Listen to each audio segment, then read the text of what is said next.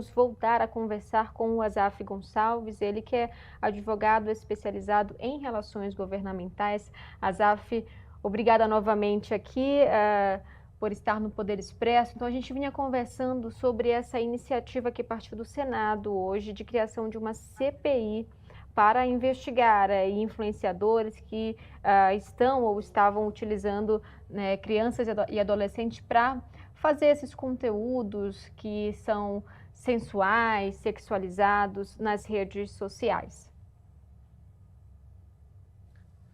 Boa tarde, Sônia. Tudo bem? Sônia, uma CPI do Senado, quando ela é bem conduzida, né, ela pode ter um papel estratégico nesse tema da adultização infantil. Pela Constituição, ela tem poderes de investigação semelhantes a de uma autoridade judicial. Ela pode convocar testemunhas, ela pode requisitar documentos, ela pode quebrar sigilos fiscais e de dados e realizar diligências. No caso específico da adultização, né, um tema tão sensível para a gente, precioso por tratar e lidar com crianças, a CPI ela pode fazer três entregas relevantes, né? Primeiro, ela pode trazer à luz as provas e conexões entre os agentes públicos, privados e plataformas digitais, que por ação ou omissão, elas contribuem para a exposição precoce de crianças a conteúdos e responsabilidades indevidas, né? A gente acabou de ouvir a psicóloga, a especialista que trabalha nessa parte infantil. Então, a gente vê que há uma parcela de responsabilidade relacionada aos pais. Só que a CPI ela vai pegar também aquilo que é precioso, né? Que é colocar as crianças como alvo de cuidado, mas agora eles vão correr atrás das plataformas digitais, vão correr atrás dos agentes públicos, de quem foi omisso nesse cuidado também, nesse zelo que muitas vezes os pais não conseguem ter.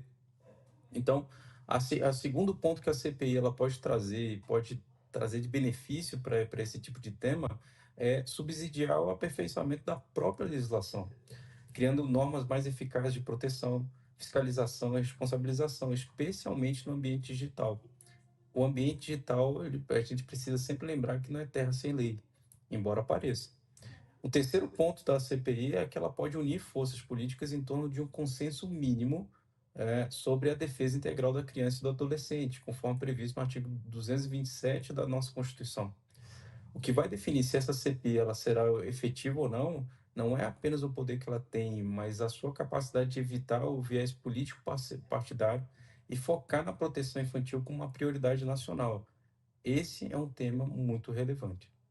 E aí a gente tem, como eu até coloquei um pouquinho antes, vários atores, né, nesse momento propondo mudanças na lei. Temos ali vários deputados propondo projetos de lei, no Senado também essa CPI.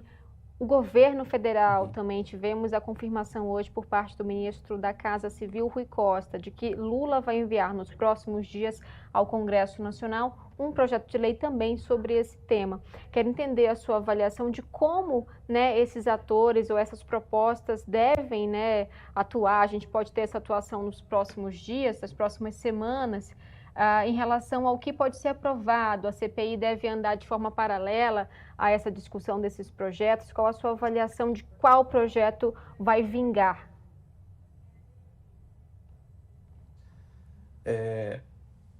Sendo bem sucinto, Suane, eu acho que a análise tem que ser muito prudente nessas horas.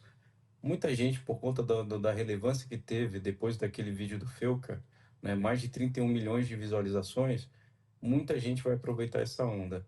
Tem muita gente com boa vontade de fazer a diferença, tem muita gente que só vai aproveitar, vamos dizer assim, com todo respeito, mas vai aproveitar o calor do momento, o confete que é feito para aparecer. Então a gente tem que fazer um filtro muito bem feito, de fato, desses stakeholders, né, desses agentes políticos, de fato, o que eles vão fazer e apresentar de proposta concreta. Esse momento ele exige uma coordenação legislativa e um foco na proteção da infância. E hoje nós temos três frentes se movimentando ao mesmo tempo, né? Como você bem disse, a gente tem o legislativo com deputados e senadores apresentando projetos e instaurando uma CPI. O executivo, por sua vez, com o presidente, com essa notícia, né, do Rui Costa em relação à proposta do presidente, que anuncia, de certa forma, o envio de um projeto de lei próprio. Qual é o teor, a gente não sabe, né? O espaço da comissão permanente, né, que também podem aprofundar o debate e ouvir especialistas. Então, a gente vai ter um ambiente, né, uma tríade sendo feito nesses três movimentos, onde o legislativo, o executivo e o espaço das comissões permanentes, eles vão atuar de forma bem interessante, tomara que haja sinergia. Constitucionalmente, o Congresso ele é o guardião da legislação e tem competência para harmonizar essas propostas. O risco, quando há muitos atores agindo ao mesmo tempo, é a fragmentação normativa, né? Então, eles aprovam textos sobre o mesmo tema, sem compatibilidade entre si. Então, a gente tem um defeito na nossa normatização, quando muitos atores começam a se movimentar sem ter uma coordenação. Então, por isso que a atuação mais inteligente agora é buscar convergência. O governo ele pode contribuir com dados e capacidade de execução. O Senado, com a CPI, pode trazer os elementos de prova e diagnóstico mais aprofundados.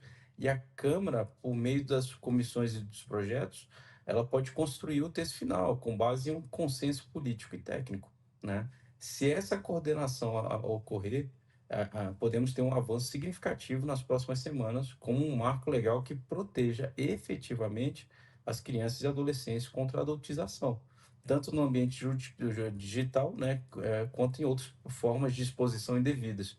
O fato é, se nós tivermos uma cooperação entre os poderes, né, e tivermos coordenação, organização, ordem naquilo que está sendo proposto, de fato, a gente vai ter algo efetivo que proteja as crianças e os adolescentes. Só mais um ponto para a gente tratar, já se encaminhando aqui para o final. Na sua avaliação, né, a gente vai entrar em um aspecto que é de regulamentação, nem que seja só uma parte desse aspecto, mas vamos entrar na questão da regulamentação das Big Techs, que a gente teve uma resistência grande lá dentro do Congresso Nacional por argumentos de censura, também, né, ali em relação à liberdade de expressão. Na sua avaliação, devido a toda essa mobilização das autoridades, vai ser possível, né, gerar essa regulamentação das Big Techs no que se trata de crianças e adolescentes, furando, né, essa resistência em relação aos argumentos de censura? Esse é um ponto, Suane. Por exemplo, quando eu vejo e quando a gente faz análise do executivo, quando ele vai propor o seu marco, o seu projeto, né, eu não posso descaracterizar o ambiente político partidário e o viés ideológico que muitas vezes é colocado à frente de pautas como essa, né? Então, assim, esse é um ponto bem sensível, bem sensível. O debate sobre regulamentar as Big Techs sempre esbarrou em um receio legítimo de censura e na necessidade de preservar a liberdade de expressão, né, prevista no artigo 5º, inciso 9 da Constituição, né? Mas quando falamos de crianças e adolescentes, o próprio texto constitucional, no artigo 227, ele cria uma prioridade absoluta: proteger o desenvolvimento físico, psicológico e moral dos menores, inclusive contra a exploração da internet. Ou seja, aqui não se trata de limitar o discurso político, né? Ou cercear a opinião, mas de estabelecer regras específicas de proteção de um grupo vulnerável, como já fazemos, por exemplo, com a proibição da publicidade de cigarro ou álcool. Antigamente era usado crianças, a gente tem, né, nas mídias, na internet, maços de cigarro com criança, ou a própria indústria de alimentos com aqueles chocolates simulava o cigarro e a criança pegando como se fosse um cigarro. Então, existe já um marco para isso. E a gente precisa tratar as crianças e os adolescentes como vulneráveis. E é nesse olhar que o governo e o próprio Congresso vai ter que se colocar.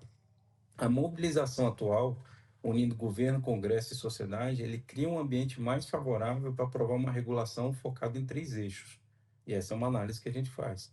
Primeiro, responsabilidade das plataformas para remover conteúdos que são prejudiciais aos menores com rapidez e transparência. O segundo foco seria o dever de prevenção, exigindo filtros e controles de algoritmos que promovam conteúdo sexualizado para crianças. Tem que ser criado um filtro desse. E o terceiro viés, né, o terceiro foco dessa atuação seria as sanções proporcionais em caso de descumprimento. Ou seja, existe desejo de querer regulamentar Big Techs, mas nesse caso onde há o clamor público e social a respeito da proteção das crianças, a gente precisa sim desenvolver ferramentas para que haja esse combate. Se o debate ele for conduzido com muita clareza nesse viés de que não se trata de censura, mas de uma proteção integral à criança e ao adolescente, eu acredito que é possível sim superar a resistência política e criar um marco regulatório específico para Big Techs no que diz respeito à infância e adolescência. Azaf Gonçalves, muito obrigada pela sua participação mais uma vez aqui no Poder Expresso. Ficamos à disposição para novas oportunidades e uma ótima terça-feira para você. Igualmente, Suene, obrigado.